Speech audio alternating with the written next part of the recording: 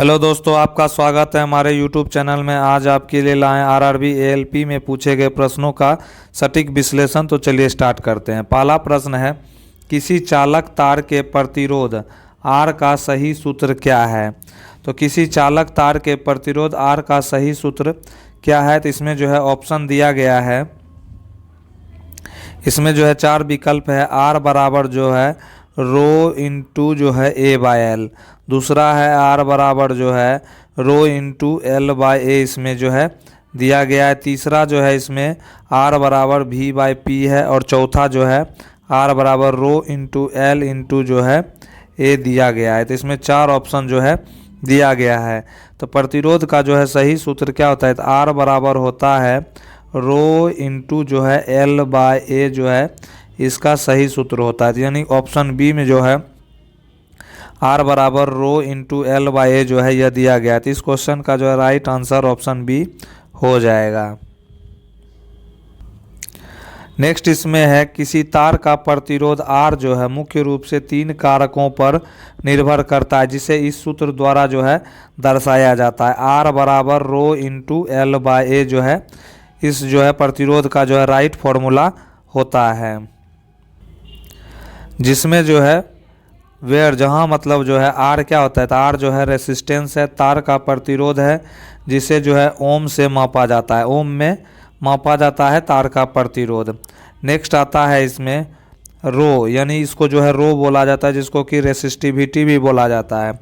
यह तार के पदार्थ की प्रकृति यानी तार के पदार्थ की प्रतिरोधकता है, और यह पदार्थ की प्रकृति पर जो है निर्भर करता है।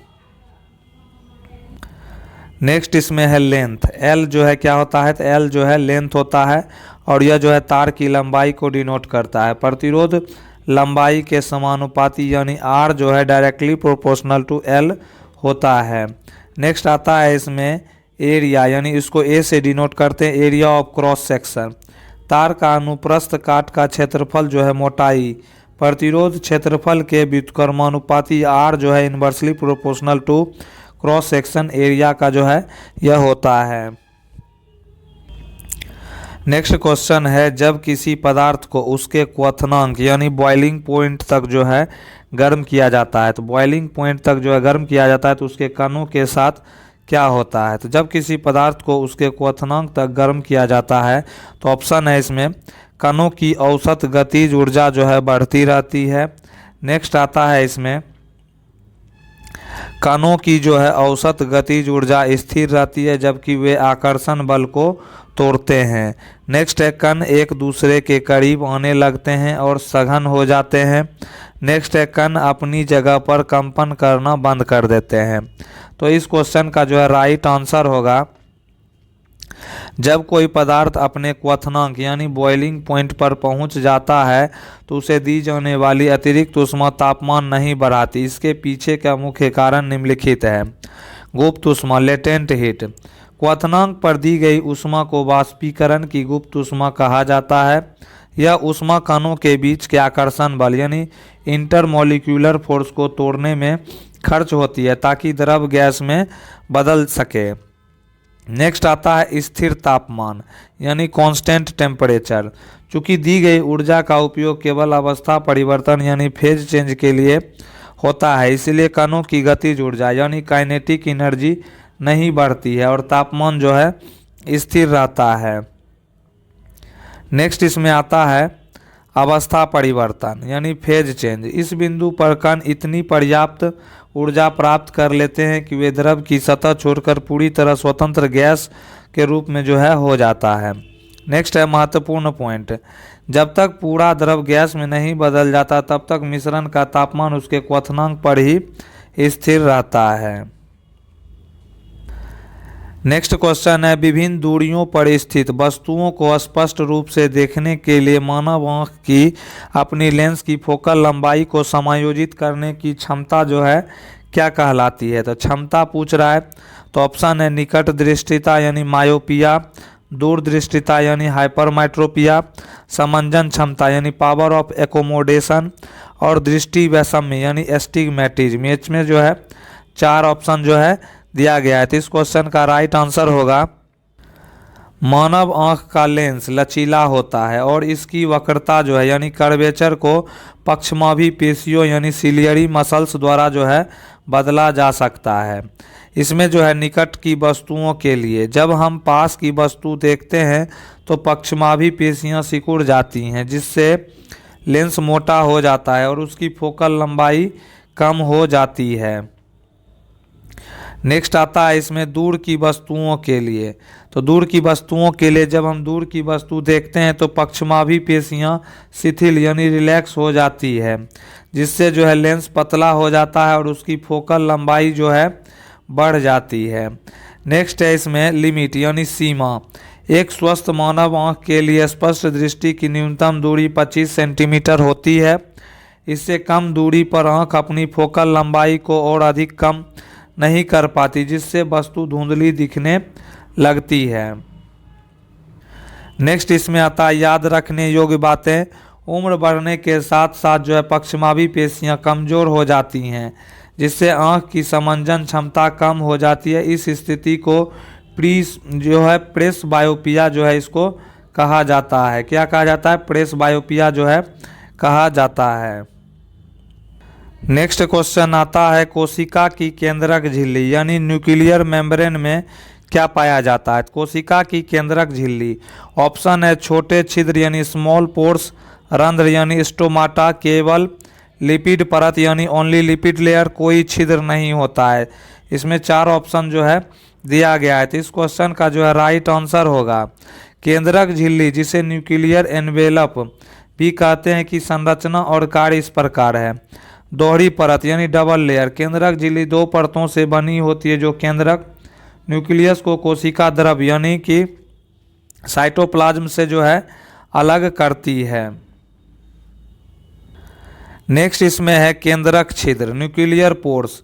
इस झिल्ली में बहुत सारे छोटे छोटे छिद्र होते हैं। इनका मुख्य कार्य केंद्रक के अंदर और बाहर पदार्थों जैसे आरएनए और प्रोटीन के आवागमन यानी ट्रांसपोर्ट को नियंत्रित करना है। सूचनाओं का आदान प्रदान इन छिद्रों के माध्यम से ही केंद्रक के अंदर बनने वाले आनुवांशिक निर्देश कोशिका के बाकी हिस्सों तक जो है पहुंचते हैं। सुरक्षा की बात करते हैं, यह झिल्ली जो है कोशिका के डीएनए को सुरक्षित रखती है, लेकिन इन छिद्रों के बिना कोशिका के अन्य भाग और केंद्रक एक दूसरे के साथ तालमेल नहीं बिठा सकता। महत्वपूर्ण तथ्य की बात करते हैं। प्रोकैरियोटिक कोशिकाओं जैसे बैक्टीरिया में यह केंद्रक झिल्ली नहीं पाई जाती, जबकि यूकैरियोटिक कोशिकाओं जैसे मानव कोशिका में यह पूरी तरह जो है विकसित होता है। इसका राइट आंसर जो है छोटे छिद्र यानी स्मॉल पोर्स, जिन्हें केंद्रक छिद्र यानी न्यूक्लियर पोर्स जो है कहा जाता है। तो इस क्वेश्चन का राइट आंसर ऑप्शन ए जो है हो जाएगा। नेक्स्ट क्वेश्चन है जब किसी वस्तु को उत्तल दर्पण यानी कॉन्वेक्स मिरर के सामने रखा जाता है तो बनने वाला प्रतिबिंब की प्रकृति क्या होगी? तो इसमें जो है उत्तल दर्पण के बारे में पूछा गया है। तो इसका जो है नोट है, उत्तल दर्पण में वस्तु को कहीं भी रखा जाए ध्रुव और अनंत के बीच परिणाम जो है समान रहता है। तो ऑप्शन इसमें है वास्तविक उल्टा और छोटा, आभासी सीधा और बड़ा, आभासी सीधा और छोटा, वास्तविक सीधा और बड़ा। इसमें 4 ऑप्शन जो है दिया गया है। तो इस क्वेश्चन का राइट आंसर होगा उत्तल दर्पण यानी कॉन्वेक्स मिरर के सामने जो है मामले में प्रतिबिंब की विशेषताएं हमेशा एक जैसी होती हैं, चाहे वस्तु ध्रुव P और फोकस F के बीच हो या कहीं और। स्थिति की बात करते हैं पोजीशन, प्रतिबिंब हमेशा दर्पण के पीछे ध्रुव P और फोकस F के बीच जो है बनता है। नेक्स्ट इसमें है इसकी प्रकृति यानी नेचर। चूँकि परावर्तित किरणें वास्तव में नहीं मिलती बल्कि पीछे बढ़ाने पर मिलती हुई प्रतीत होती है, इसीलिए प्रतिबिंब हमेशा आभासी यानी वर्चुअल और सीधा इरेक्ट होता है। आकार की बात करते हैं साइज आकार, प्रतिबिंब का आकार हमेशा वस्तु के आकार से छोटा यानी डिमिनिश्ड होता है। नेक्स्ट आता है इसमें व्यवहारिक उपयोग की बात करते हैं।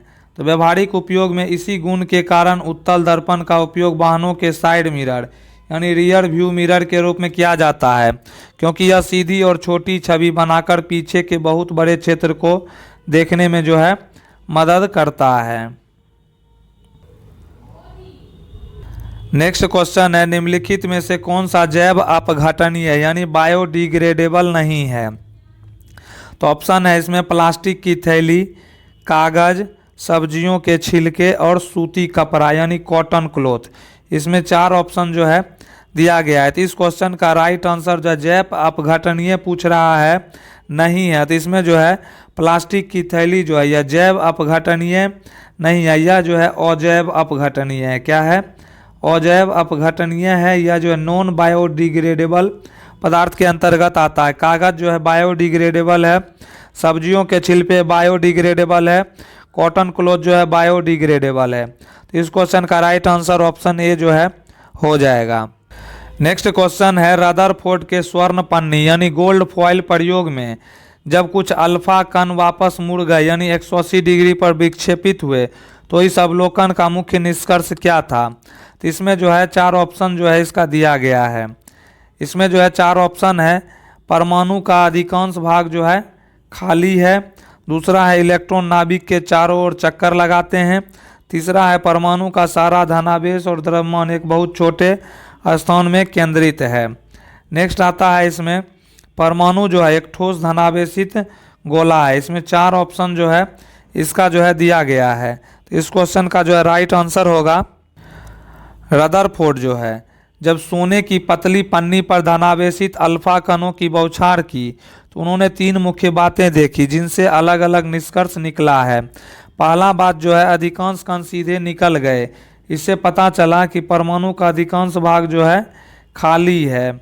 नेक्स्ट आता है इसमें कुछ कण जो है छोटे कणों पर मुड़े, इससे पता चला कि परमाणु के केंद्र में कोई धनावेश यानी पॉजिटिव चार्ज है जो उन्हें प्रतिकर्षित यानी रिपेल कर रहा है। तीसरी बात जो है बहुत कम कण लगभग 12,000 में से 1 वापस मुड़ गए, यह सबसे चौंकाने वाला परिणाम था। इससे रदरफोर्ड ने निष्कर्ष निकाला कि परमाणु का केंद्र अत्यंत सघन यानी डेंस और भारी है। नेक्स्ट इसमें जो है परमाणु का जो है सारा द्रव्यमान और धनावेश एक बहुत ही छोटे आयतन में सीमित है, जिसे उन्होंने नाभिक यानी न्यूक्लियस जो है नाम दिया है। तो इस क्वेश्चन का राइट आंसर जो है परमाणु का सारा धनावेश और द्रव्यमान एक बहुत छोटे स्थान में केंद्रित है। इस क्वेश्चन का राइट आंसर जो है हो जाएगा।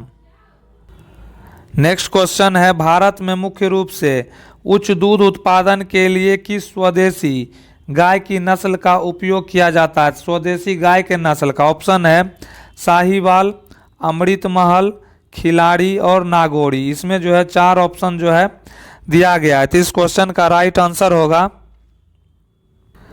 भारत में दुग्ध उत्पादन यानी मिल्क प्रोडक्शन के लिए साहिवाल को सबसे उत्तम स्वदेशी नस्ल माना जाता है। इसकी मुख्य विशेषताएं निम्नलिखित हैं। दूध क्षमता की बात करते हैं, साहिवाल गाय एक ब्यात यानी लैक्टेशन पीरियड में औसतन 2000 से 3000 लीटर तक दूध दे सकती है। इसके दूध में वसा यानी फैट की मात्रा पर्याप्त देखने को मिलता है। नेक्स्ट इसमें है रोग प्रतिरोधक क्षमता। यह नस्ल गर्मी सहने की अद्भुत क्षमता रखती है और इसमें बीमारियों जैसे टिक फीवर के प्रति उच्च प्रतिरोधक क्षमता देखने को मिलता है। नेक्स्ट है पहचान। इनका रंग लाल भूरा होता है और इनकी त्वचा ढीली होती है, जिसके कारण इन्हें कभी कभी लोला भी कहा जाता है। नेक्स्ट इसमें है अन्य विकल्पों का विवरण जो है अमृत महल और खिलाड़ी। अमृत महल और खिलाड़ी ये मुख्य रूप से भारवाही यानी ड्राउट ब्रीड की नस्लें हैं। इनका उपयोग दूध के बजाय खेती और बोझा ढोने के लिए जो है किया जाता है। नागौरी की बात करते हैं, यह राजस्थान की प्रसिद्ध नस्ल है जो अपनी फुर्ती और कृषि कार्यों के लिए जो है यह जानी जाती है। अतिरिक्त जानकारी यदि विदेशी नस्लों की बात की जाए तो भारत में सबसे अधिक दूध देने वाली नस्ल होल्स्टीन फ्रीजियन HF है, लेकिन स्वदेशी श्रेणी में साहिवाल, गिर और जो है रेंड सिंधी सबसे ऊपर है। भारत में सबसे अधिक दूध जो है होल्स्टीन के द्वारा दिया जाता है। किसके द्वारा? होल्स्टीन के द्वारा। और जो है फ्रीजियन जो है, और स्वदेशी श्रेणी में जो कौन कौन सा आता है तो इसमें जो है साहिवाल आता है। क्या आता है? साहिवाल, गिर और रेंड सिंधी सबसे ऊपर आता है। तो दोस्तों कैसा लगा वीडियो, प्लीज़ इसको जो है लाइक करें, कमेंट करें, ज़्यादा से ज़्यादा जो है शेयर करें। नए हैं तो चैनल को सब्सक्राइब करें। वीडियो देखने के लिए दिल से धन्यवाद।